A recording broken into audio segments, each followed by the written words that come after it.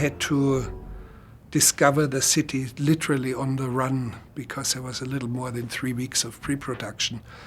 And I had to find 40 locations.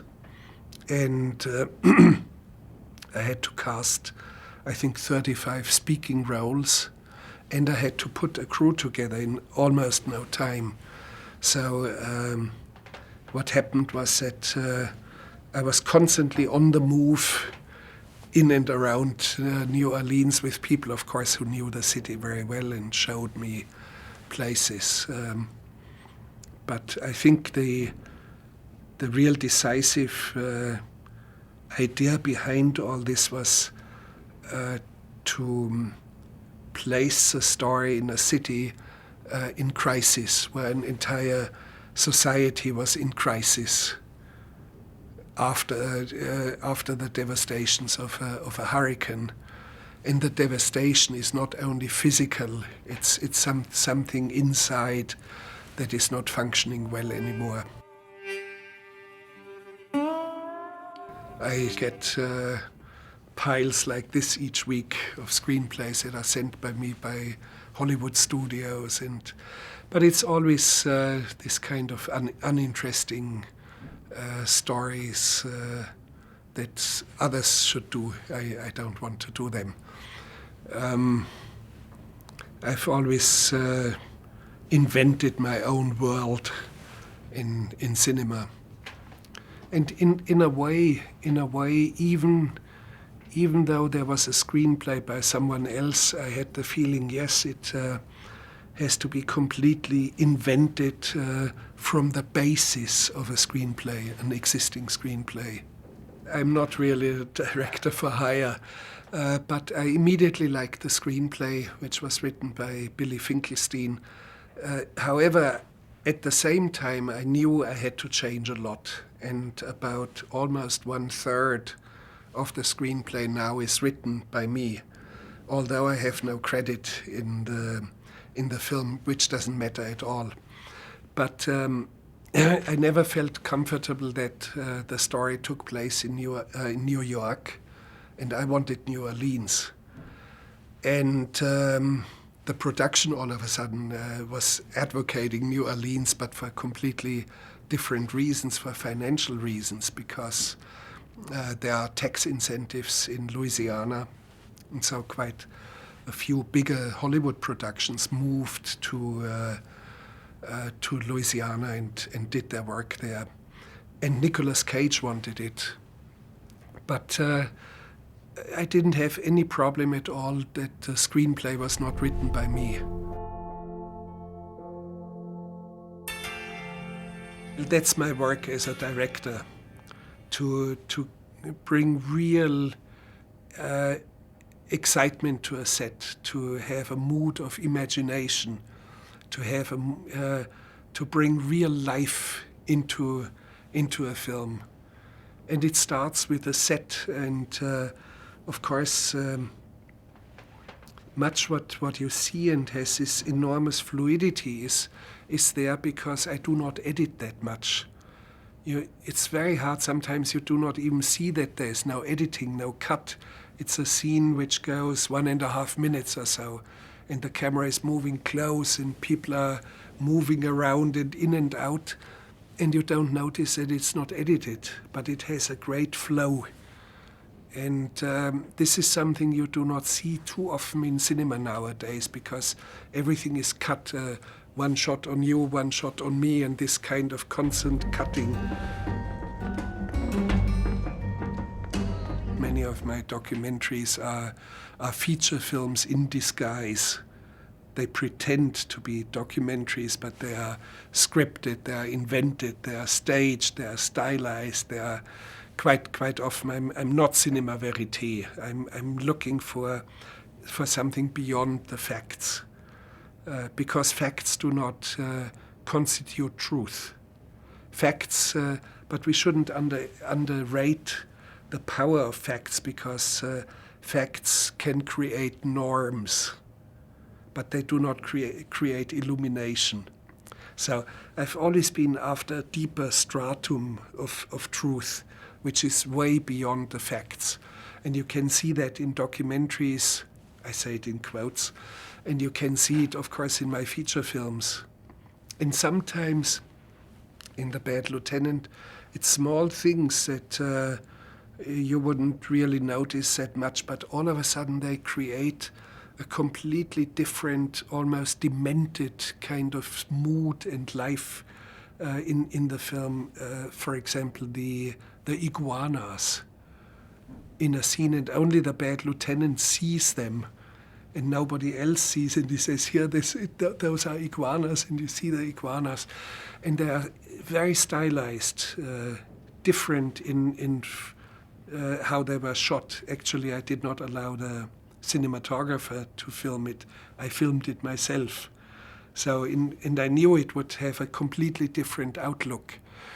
And all of a sudden, little things like those become central, a central pivot. And every single person who has seen the film almost immediately starts to speak about the iguanas, or starts to speak about the dancing soul of a gangster who was killed, and his soul is dancing like a break dancer. So, and of course, this is a complete stylization that I also like in documentaries.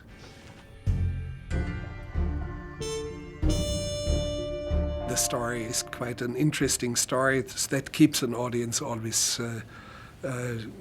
being attentive. But at the same time, we have possibly, arguably, the greatest of actors living now, with all the intensity that he has, with all the hilarious side that he has in him. And of course, he would be no man's land without great other cast, Eva Mendes and Exhibit and Val Kilmer, you just name it. He knows that I do not like this kind of endless discussions about motivations and about this and that and the other. So I just said to him, there's such a thing as a bliss of evil. Enjoy it to be as bad as it gets.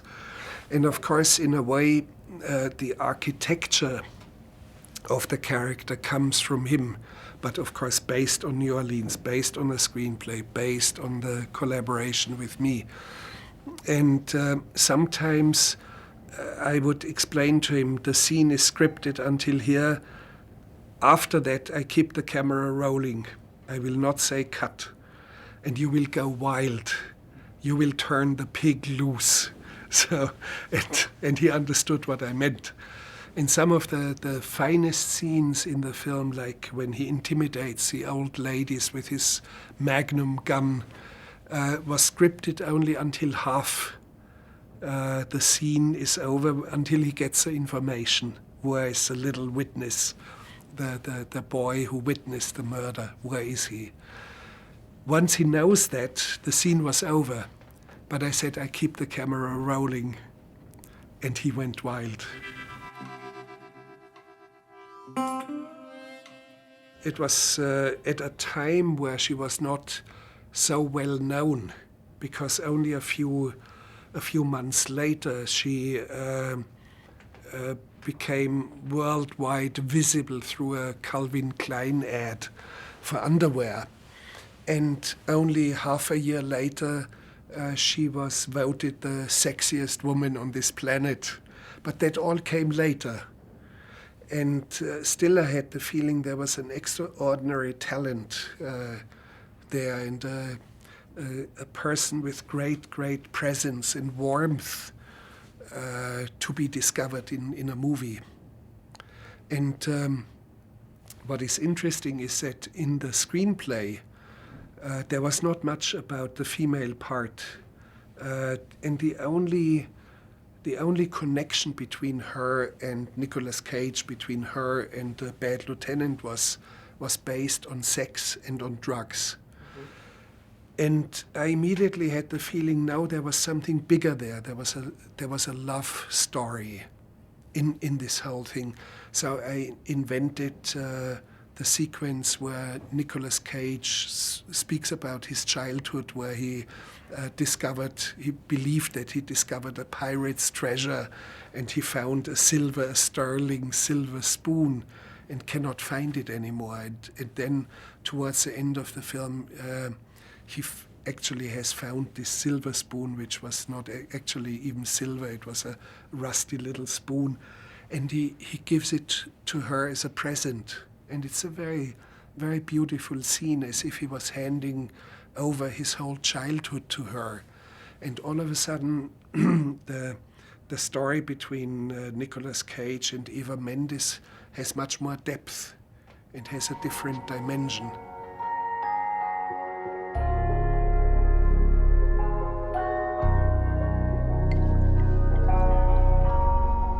I think there's something which is very enjoyable for an audience, and I think it is enjoyable because the humor in these scenes, is very hard to explain. You see, with Charlie Chaplin, you can explain what's so funny. With Eddie Murphy, you can explain. With Some Like It Hot, you can easily explain what's so funny about it. But I couldn't explain what is so funny in The Bad Lieutenant. Finally, audiences see that in my films there's a lot of humor.